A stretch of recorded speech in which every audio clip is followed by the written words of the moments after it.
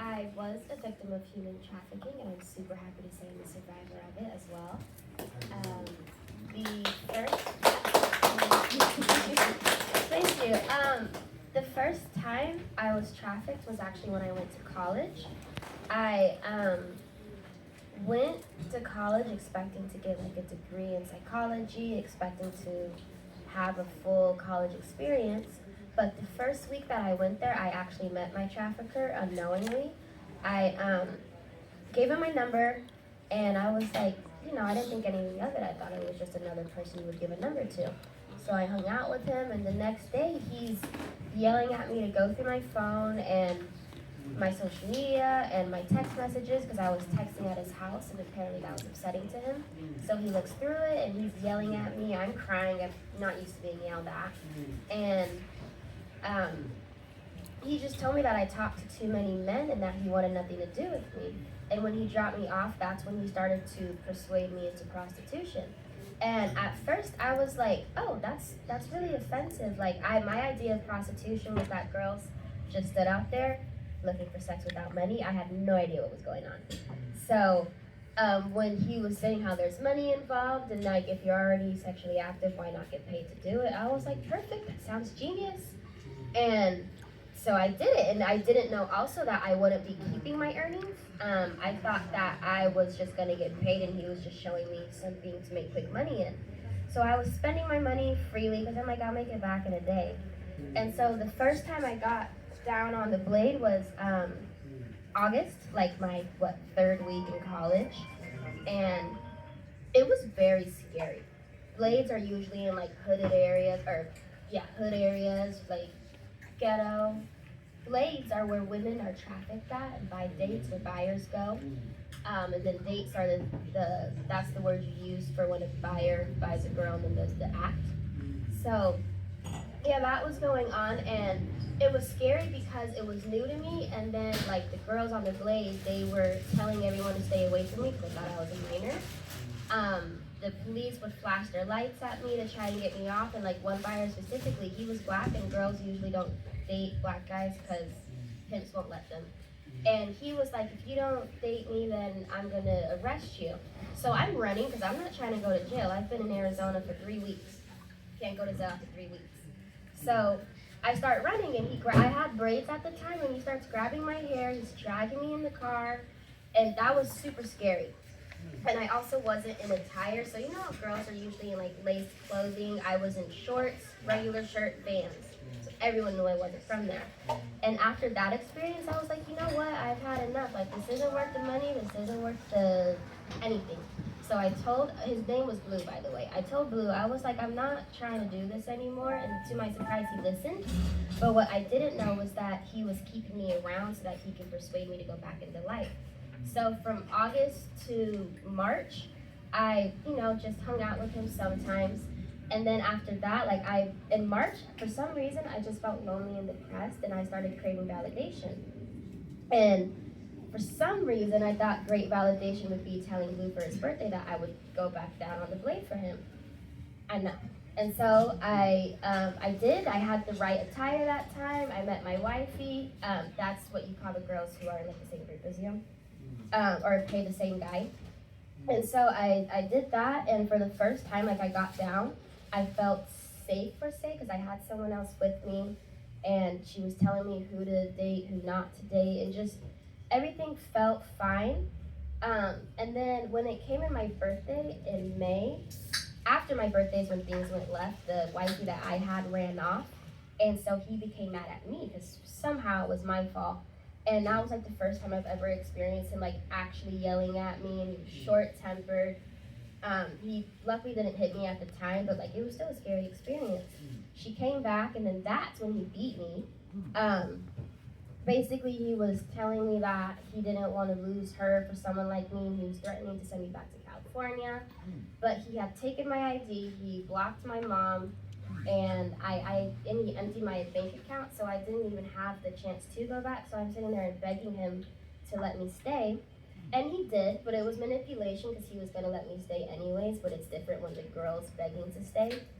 So, did that, and like he left me with a busted lip. I've never had a busted lip before. And then after that beating, he just told me to go get down and make him some money. And at that time, he had me working in casinos, and I'm 19, and being in a casino at 19 was like nerve-wracking enough. And I looked young, so I was lucky that the workers there weren't like IDing me every 2 seconds. I was able to work at that casino for about 2 months before they started like cracking down on me. And prior to that, like I had met this trick, what you call buyers, and he told me about a poker party. And I was like, okay, cool, sounds great, you know, money in like a area. So I went and the buyer wouldn't pay me up front, and that made Blue mad. And they were on the phone, had an altercation. So the trick was like, come shoot me then. And then so Blue says, all right, cool, I'm gonna come. So Blue comes, fires shots, I'm in the car, and like there's a video. And that's what got us caught up, was because there was a video. And like a week later, he and I get locked up for that crime.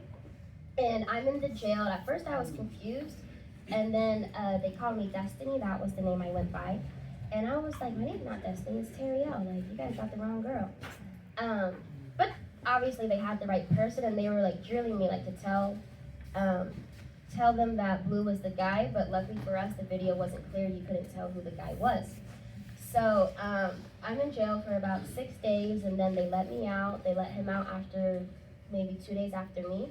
But then that's when the abuse really, really started. So the bottom, the girl that was with him the longest, left, the wifey I had. She ran off. We had 2 other girls who didn't make much, and the police had taken his thousands of dollars. So it was on us to make it back, but it just wasn't working out. So then he started beating me. Like, it was basically a daily basis. Physical, emotional, and mental abuse. Like, it was just constant. He was always berating me, telling me like I was ugly, I was dumb. He always told me to shut up if I tried to communicate how I felt. It was just constant. And like when other girls would come, he would like treat them better, and you would expect someone to treat you better when I stayed down. I was with him. I was like, you know, trying, and he just always belittled me, and I was hurt. And when we were alone, that's when the abuse was worse. Like, he would throw me and then slam me down. I had bruises on my neck from being choked. He would hit me while I'm driving. Just a whole bunch of daily abuse. And at one point, I just got tired of it. Like, this wasn't the lifestyle I thought it was gonna be. This wasn't the man I thought I was with. Like, just so much changed within a 6-month period. What really got me out of it was a morning after being beat for, I don't know, waking up too late or something. He basically was like, I'm ready to let you go. And I'm like, you know what? I'm ready to go. Like, I don't even care anymore. I would rather be without you than to be with you and struggle, because we were sleeping from motel to motel. Hardly had money, and I was thin, super thin, a walking skeleton. I had acne, and I've never broken out before. I've never lost so much weight, but the stress of being the only girl there and having to make money and making sure he was happy was just too much at 19. So the bottom that had previously left him for someone else was gonna come back, and since she didn't like me, I had to leave. So like October 31st, I'm very excited for that. He dropped me off at a Greyhound station, but what he didn't do was pay for a Greyhound ticket. He left me with the phone with no service, and I was like in the middle of nowhere. I don't know the bottom of California at all, but thankfully, thank God, like I was able to charge my phone. I had some money on my phone, and I'm able to go back. And that's what started my life as being homeless, because of being trafficked. So I was couch surfing on my friend's apartment, but I had to go from that because I wasn't allowed to stay because the apartment found out I was staying. And I walked to McDonald's because that's the only place that has Wi-Fi and it's open late enough for me to use it. And I'm texting Blue, I'm like, you know, I'm out of being homeless. You cut off all of my communications. You took my money. It's your job to take care of me.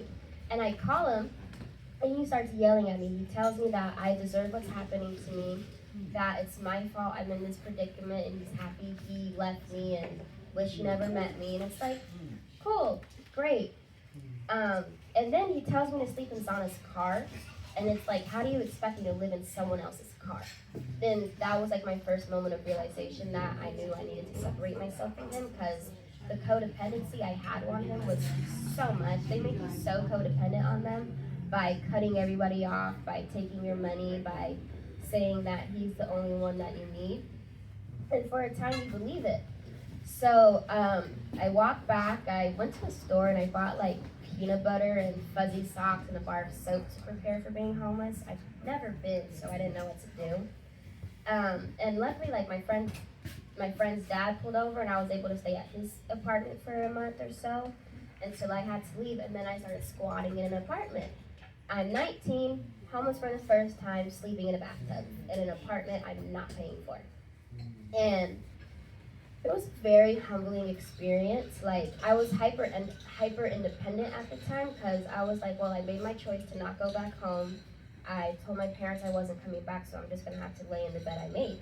So I'm sleeping in the bathtub. Blue's still texting me like to come back, and I'm telling him no. Then he would send the longest paragraph of how much he hated me and how he just pitied me, and that's the only reason he was telling me to come back. But I'm like, little did he know I was sleeping in a bathtub. I would rather struggle than be without him.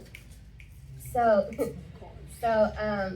that went on for a time, and then I slept in the closet because the bathtub, I guess. And then one morning before work, I started working at Whataburger because I knew I needed to be independent. $300 a week does not make you independent.